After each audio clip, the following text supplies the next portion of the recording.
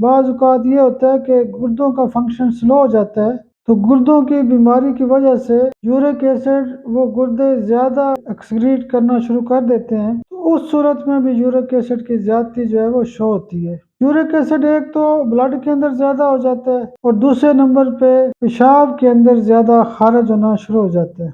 بسم اللہ الرحمن الرحیم۔ انفرٹیلٹی یوٹیوب چینل سے آپ کی خدمت میں حاضر ہوں۔ آج کا جو ہمارا ٹاپک ہے وہ بہت ہی عام قسم کا ٹاپک ہے اور اس کا تعلق روزمرہ کی بیماریوں سے ہے۔ آج کا جو ہمارا ٹاپک ہے وہ یورک ایسڈ ہے۔ سب سے پہلے ہم یہ سمجھتے ہیں کہ یورک ایسڈ کیا ہوتا ہے اور یہ باڈی کے اندر کیسے بنتا ہے۔ جب بھی ہم خوراک کھاتے ہیں تو اس کے اندر مختلف قسم کی چیزیں پیدا ہوتی ہیں، جس میں سے ایک جو مختلف خوراک کھانے کے بعد باڈی کے اندر پیورین پیدا ہوتی ہے۔ پیورین جب بنتی ہے تو اس کی جو ویسٹ پروڈکٹ ہوتی ہے اس سے یورک ایسڈ بنتا ہے۔ اب ہم اس کو یہ بھی ڈسکس کریں گے کہ یہ کن کن خوراک میں پایا جاتا ہے، اس کی وجوہات کیا ہیں، اس کی علامات کیا ہیں، اس کی ڈائگنوزز کیا ہے اور اس کا ہومیوپیتھک علاج کیا ہے۔ عام طور پہ باڈی کو یورک ایسڈ کی ضرورت ہوتی ہے، لیکن ہر چیز کی پیتھالوجی کے حوالے سے کچھ لمٹس ہیں۔ اگر وہ لمٹ کم ہو تو پھر بھی مسئلہ ہے، اگر باڈی کے اندر ان چیزوں کی لمٹ زیادہ ہو تو پھر بھی مسئلہ کھڑا ہو جاتا ہے۔ یورک ایسڈ کی جو نارمل لمٹ ہوتی ہے وہ تقریباً 3.5 جو ہے 3.5 جو ہوتا ہے، یہ کم سے کم لمٹ ہے، اور زیادہ سے زیادہ خواتین کے اندر 6.2 اور مردوں کے اندر 7.2 تک یورک ایسڈ کی جو لمٹ ہو سکتی ہے۔ اب یورک ایسڈ بڑھتا کیوں ہے؟ ہم جو روزمرہ کی خوراک کھاتے ہیں، کئی لوگ ایسے ہوتے ہیں کہ وہ موٹا گوشت بہت زیادہ استعمال کرتے ہیں، اس کے ساتھ ساتھ چھوٹا گوشت بھی استعمال کرتے ہیں، خاص کر کے وہ کلیجی کا استعمال زیادہ کرتے ہیں، یا جو یہ گردے کے پورے وغیرہ ہوتے ہیں یہ استعمال کرتے ہیں۔ اس کے ساتھ ساتھ وہ لوگ مختلف قسم کی مچھلیاں وغیرہ بھی زیادہ استعمال کرتے ہیں، فش کا استعمال زیادہ کرتے ہیں، اور میٹھے کا بھی استعمال اس طرح کرتے ہیں کہ مختلف جوسز لیتے ہیں یا فرکٹوز کا زیادہ استعمال کرتے ہیں۔ اس کے علاوہ روزمرہ کی خوراک کے اندر وہ زیادہ کولڈ ڈرنکس کا استعمال کریں گے، الکوہل ٹائپ کی چیزیں زیادہ استعمال کریں گے۔ اس کے علاوہ فاسٹ فوڈ بہت زیادہ کھاتے ہیں، جس میں یہ برگر وغیرہ، پیزا وغیرہ اور مختلف قسم کے فاسٹ فوڈ ہوتے ہیں۔ تو ان چیزوں کی وجہ سے یورک ایسڈ باڈی کے اندر نارمل سے زیادہ پیدا ہو سکتے ہیں۔ ایک تو اس میں نقطہ یہ ہوتا ہے کہ یورک ایسڈ باڈی کے اندر پیدا ہوتا ہے، اور دوسرا نقطہ یہ ہوتا ہے کہ بعض اوقات یہ ہوتا ہے کہ گردوں کا فنکشن سلو ہو جاتا ہے، تو گردوں کی بیماری کی وجہ سے یورک ایسڈ وہ گردے زیادہ ایکسکریٹ کرنا شروع کر دیتے ہیں، تو اس صورت میں بھی یورک ایسڈ کی زیادتی جو ہے وہ شو ہوتی ہے۔ یورک ایسڈ ایک تو بلڈ کے اندر زیادہ ہو جاتا ہے اور دوسرے نمبر پہ پیشاب کے اندر زیادہ خارج ہونا شروع ہو جاتا ہے۔ اب ہم اس میں یہ دیکھتے ہیں کہ یورک ایسڈ آیا کہ خواتین میں زیادہ ہوتا ہے یا مردوں میں زیادہ ہوتا ہے۔ خواتین کے اندر یورک ایسڈ زیادہ اس وجہ سے ہو سکتا ہے کہ ان کے اندر چونکہ ایسٹروجن ہارمون کا معاملہ چل رہا ہوتا ہے، ان میں اکثر دیکھا گیا ہے کہ یورک ایسڈ زیادہ بن سکتا ہے۔ تو اسی طرح مردوں کے اندر جب ٹیسٹوسٹیرون زیادہ پیدا ہوتا ہے تو اس وجہ سے بھی یورک ایسڈ کے مسائل ہو سکتے ہیں۔ اب ہم اگر وجوہات کی بات کرتے ہیں تو میں نے پہلے بھی بتایا کہ جیسے موٹے گوشت کا استعمال زیادہ ہے، یا جو بھی چیزیں آپ کو کھانے پینے میں نے بتائی ہیں وہ ان کی وجوہات بن سکتی ہیں، یا گردوں کی خرابی جو ہے وہ وجوہات بن سکتی ہیں۔ اب یورک ایسڈ کی ایک بہت بڑی علامت یہ ہوتی ہے کہ یورک ایسڈ جب بلڈ کے اندر زیادہ ہوتا ہے تو اس کا اثر ایکسٹریمٹیز میں زیادہ ہوتا ہے، یعنی دل سے جو دور والے حصے ہوتے ہیں باڈی کے، مثلا ایک کیفیت ہوتی ہے گوٹ۔ گوٹ میں یہ ہوتا ہے کہ یورک ایسڈ کے جو کرسٹلز ہوتے ہیں وہ انگوٹھے کے اندر جمع ہو جاتے ہیں۔ اب جب بندہ رات کو سوتا ہے، مختلف ایسی اس نے خوراک کھا لی اور اس نے پانی زیادہ نہیں پیا، تو اگلے دن جب صبح اٹھے گا تو ایک ایمرجنسی کی حالت پیدا ہو جائے گی، اس سے چلنے نہیں ہوگا، انگوٹھے کے اندر سوجن ہو جائے گی، سرخی ہو جائے گی، اور کرسٹل جمنے کی وجہ سے بہت زیادہ سویلنگ، درد اور بہت مشکل کی تکلیف پیدا ہو جائے گی۔ ایسی کیفیت کو گوٹ بھی کہا جاتا ہے۔ تو یورک ایسڈ کی جو باقی علامات ہیں اس میں جسم پہ سوجن ہو سکتی ہے، ٹخنوں پہ سوجن ہو سکتی ہے، ہاتھ پاؤں پہ سوجن، درد ہو سکتا ہے، منہ کے اندر جو ہے نا سویلنگ ہو سکتی ہے، منہ کے اوپر سویلنگ ہو سکتی ہے، اس کے علاوہ باڈی میں دردیں شروع ہو جاتی ہیں۔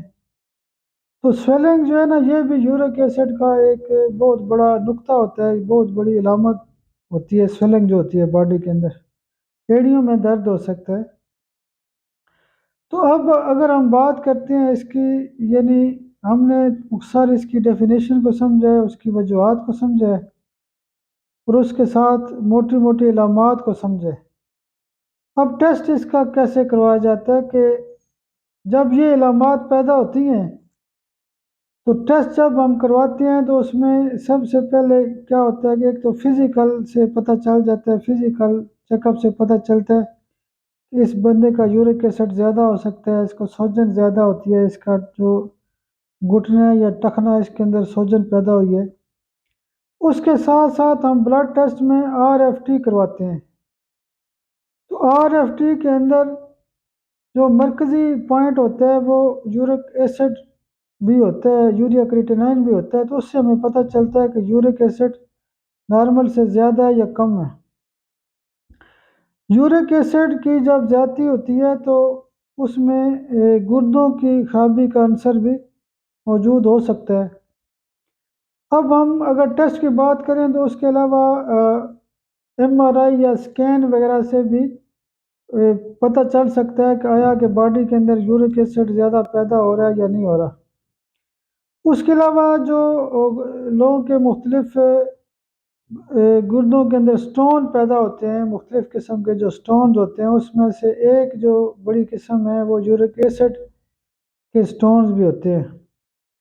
تو جب یورک ایسڈ کے کرسٹل بنتے ہیں تو وہ گوٹ کے ساتھ ساتھ گردوں کے اندر پتھریاں بھی بنا دیتے ہیں۔ تو اسی طرح کر کے اگر ہم اس کی بات کریں علاج کے حوالے سے، تو ایک تو جنرلی یہ ہے کہ ان چیزوں سے پرہیز کیا جائے، ٹھیک ہے، واک وغیرہ کو اہمیت دی جائے، غیر ضروری جو خوراک ہوتی ہے جن چیزوں سے یورک ایسڈ بڑھتا ہے، ٹھیک ہے، پہلے بھی میں نے بتایا کہ گوشت ہے، مچھلیاں ہیں، ٹھیک ہے، کچھ فاسٹ فوڈز ہیں، کچھ بینز ہیں، سبز رنگ کی جو سبزیاں وغیرہ ہوتی ہیں، مٹر وغیرہ، ساگ وغیرہ، ان چیزوں سبز رنگ کی جو سبزیاں ہوتی ہیں ان کے اندر بھی یورک ایسڈ زیادہ ہوتا ہے۔ تو ایک تو ان سے پرہیز کریں، سادہ زندگی گزاریں، پانی کا استعمال بڑھا دیں، اور اس کے ساتھ ہومیوپیتھک علاج ہوتا ہے۔ ہمارے اس ٹاپک کا جو سب سے قیمتی جو حصہ ہے وہ یہ والا حصہ ہے، ہومیوپیتھک علاج کن کن دوائیوں سے کیا جا سکتا ہے۔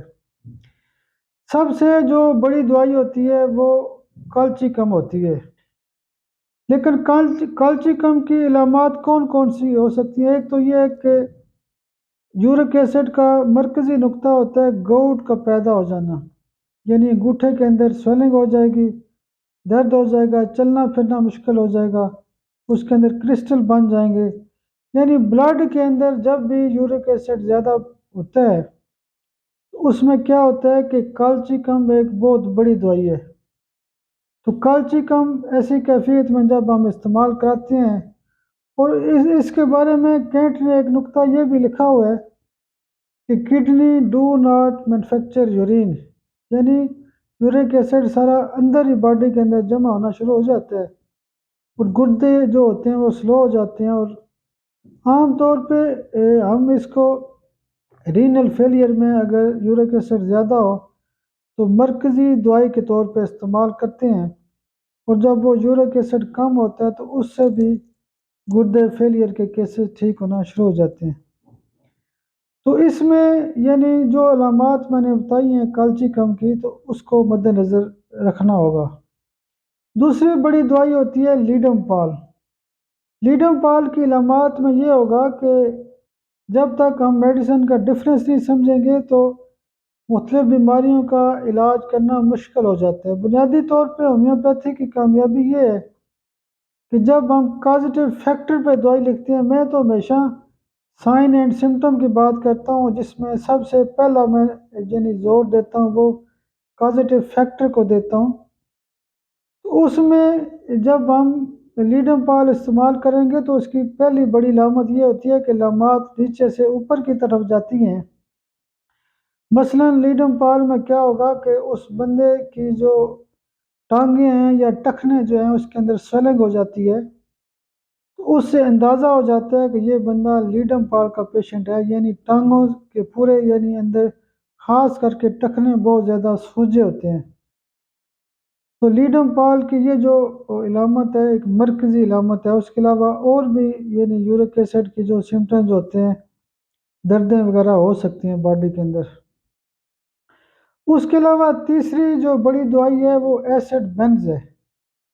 عام طور پہ یہ کہا جاتا ہے کہ جب بھی پیشاب کے اندر بدبو ہوتی ہے تو ایسڈ بینز دی جاتی ہے، لیکن یہ بدبو کیوں پیدا ہوتی ہے کہ جب بھی جسم کے اندر یورک ایسڈ زیادہ ہوتا ہے اور وہ زیادہ یورک ایسڈ پیشاب کے ذریعے خارج ہو جانا شروع ہو جاتا ہے، تو پیشاب کے اندر جو ایسڈ زیادہ ہوتا ہے تو اس کا مطلب یہ ہوتا ہے کہ اگر پیشاب کے اندر بدبو زیادہ ہے، اس کے اندر جاگ وغیرہ ہے یا گاڑھا پن ہے، یعنی پیشاب کے اندر مختلف کلر کے یعنی جو پیشاب خارج ہو رہا ہوتا ہے، تو اس کا مطلب یہ ہے کہ سمیل کی بنیاد پہ ہم اس کو ایسڈ بینز دیں گے۔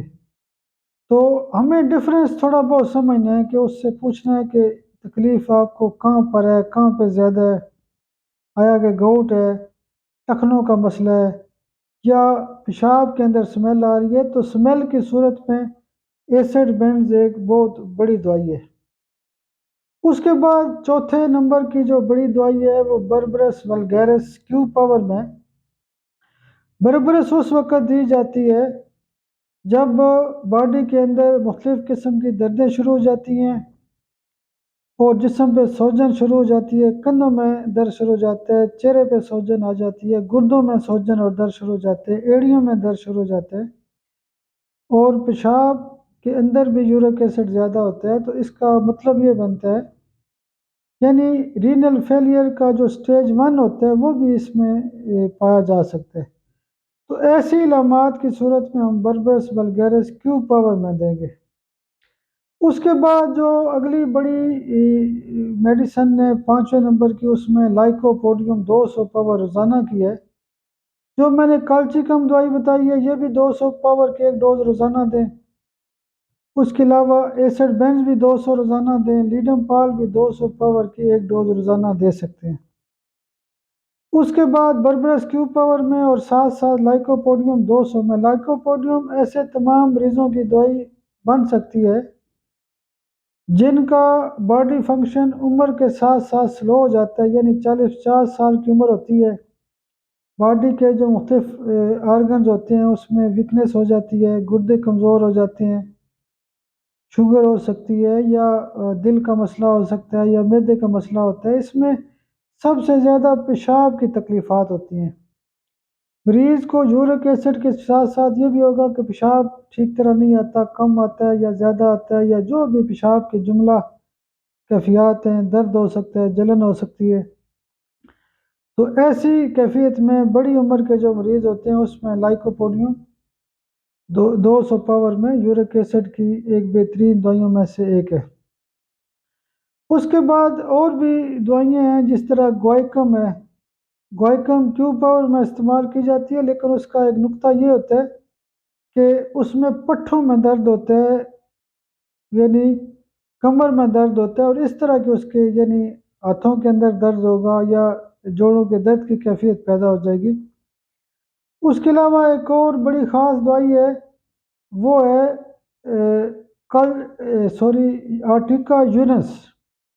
آرٹیکا یونس کیو پاور میں ایک بڑی دوائیوں میں سے ایک ہے۔ اس میں یہ ہوتا ہے کہ جسم کے اوپر آرٹیکیریا ہو سکتا ہے، خارش ہو سکتی ہے، دھپڑ نکل سکتے ہیں، اور اس کے علاوہ یہ ہوتا ہے کہ آرٹیکا یونس کے اندر خارش وغیرہ بھی ہوتی ہے جسم کے اندر۔ تو آرٹیکا یونس بھی ایک مرکزی دوائی ہے، لیکن وہ اپنی علامات کے ساتھ ساتھ ہے۔ اس کے علاوہ میں نے پہلے بھی بتایا تھا کہ کازیٹیو فیکٹر کو ضرور دیکھنا ہے۔ اب مثال کے طور پہ ایک بندہ ہے، وہ کہتا ہے جی میرا یورک ایسڈ اس وجہ سے بھی بڑھتا ہے کہ میں گوشت بہت زیادہ کھاتا ہوں، بازاری چیزیں بہت زیادہ کھاتا ہوں، فاسٹ فوڈ۔ تو ہم شروع میں ایک آدھ ڈوز نقص و میکا کی دیں گے۔ بنیادی طور پہ نقص و میکا ایک طرف تو کہا جاتا ہے کہ یہ ڈرگز کو بہت اینٹیڈوٹ کرتی ہے، اس کے ساتھ ساتھ کھانے کی جو خرابیاں ہوتی ہیں، جیسے یورک ایسڈ کی مرکزی وجوہات میں سے بہت بڑا حصہ کھانے کی خرابیاں ہوتی ہیں۔ تو نقص و میکا کی جب ہم ایک ڈوز دیں گے تو ہماری پریکٹس کے اندر اس بندے کا کیس آسانی سے ٹھیک ہونا شروع ہو جائے گا، ریورس ہونا شروع ہو جائے گا۔ اگر اس کو کولیسٹرول کا مسئلہ ہے اور ساتھ یورک ایسڈ ہے اور تلی ہوئی چیزیں زیادہ استعمال کرتا ہے، تو اس میں ایک آدھ ڈوز پلسا ٹیلا کی دیں گے۔ بعض اوقات دیکھا گیا کہ نسل در نسل لوگوں کو یورک ایسڈ کے مسائل ہوتے ہیں، جوڑوں کے درد کے مسائل ہوتے ہیں، کڈنی فیلئر کے مسائل ہوتے ہیں۔ تو فیملی ہسٹری کے اندر اگر جینیٹک کاز بنتی ہو تو اس میں کارسینوسن کی ایک آدھ ڈوز ضرور دی جاتی ہے، یا اس کے ساتھ کارٹیزونم کی 200 پاور کی ایک ڈوز ضرور دی جاتی ہے۔ تو جو جینیٹک لیول پہ اگر یورک ایسڈ کی خرابیاں ہوں یا کولیسٹرول کی خرابیاں ہوں تو وہ بہت اچھا ٹھیک ہوتے ہیں۔ اس کے علاوہ اور باڈی کے اندر جو مختلف فیکٹرز، یعنی کوئی بھی فیکٹر ہو سکتا ہے، مثلا کسی بندے کو یعنی ایشو ہو سکتا ہے کہ اس کو گنوریا کی وجہ سے مسائل آ رہے ہیں، تو میڈورینم کی ایک ڈوز دی جا سکتی ہے۔ فیملی ہسٹری کے اندر اگر ٹی بی کے مسائل ہیں، یا اس کو خود ٹی بی ہوئی تھی، یا فیملی میں ٹی بی کی ہسٹری ہے، تو ایک آدھ ڈوز ٹیوبر کی بھی دی جا سکتی ہے۔ تو اس میں یہ بڑا ضروری ہے کہ کازیٹیو فیکٹر کو ایڈریس کرنا ضروری ہوتا ہے۔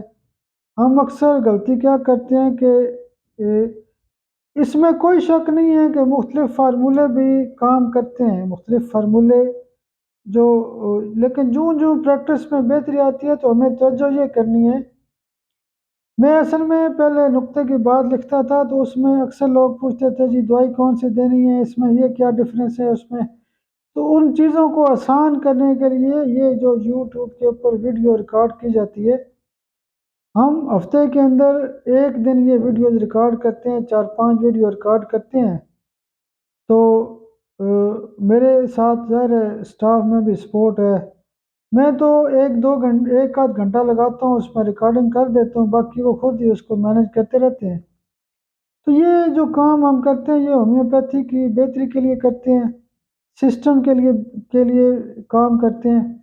تو انشاءاللہ جو یورک ایسڈ کی جو باقی جنرل ٹریٹمنٹ ہے، اس کو بھی تھوڑا سا دیکھ لیتے ہیں کہ اگر ایک بندہ کہتا ہے کہ جب میں صبح اٹھتا ہوں تو مجھے اٹھنے نہیں ہوتا، مجھے بہت زیادہ دردیں ہوتی ہیں، میں موومنٹ نہیں کر سکتا، اس کو بیسیکلی باڈی کے اندر یورک ایسڈ کے ساتھ ساتھ خشکی ہو جاتی ہے، اس کے مسل کے اندر پرابلم ہو جاتا ہے۔ تو ایسی کیفیت میں ہم برائیونیا کی 200 یا 1 ایم پاور میں ڈوز دے سکتے ہیں، ٹھیک ہے۔ اس کے ساتھ ساتھ اگر ایک بندہ کہتا ہے کہ مجھے رات کو دردیں بڑھ جاتی ہیں، میں سو نہیں سکتا، تو اس میں ریسٹاکس 1 ایم پاور میں بھی دی جا سکتی ہے۔ تو باقی کازیٹیو فیکٹر تو مختلف ہو سکتے ہیں، لیکن جو بڑے لیول کی دوائیاں تھیں 5 7 8 جو بڑے لیول کی دوائیاں تھیں وہ میں نے آپ سے شیئر کی ہیں۔ انشاءاللہ ہومیوپیتھک پریکٹس کے حوالے سے جو اگلی ویڈیو ہوگی وہ ہم کوشش کریں گے کہ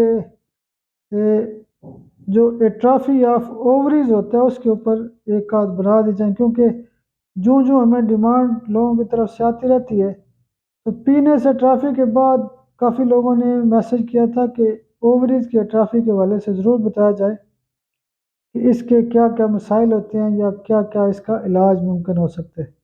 بہت شکریہ، بہت شکریہ، بہت شکریہ۔